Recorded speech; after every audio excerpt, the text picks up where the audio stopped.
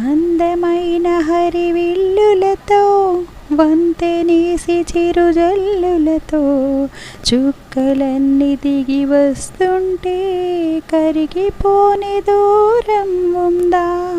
అంతులేని తన అల్లరితో అలుపులేని తన అలజడితో కెరటమెగిరి పడుతూ ఉంటే ఆకాశం తెగి పడుతుందా?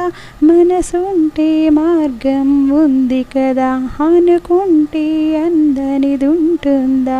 అనుకున్నవన్నీ మనకందినట్టే అనుకుంటే తీరిపోదా? ఒక్కసారి చెప్పలేవా నువ్వు నచ్చావని?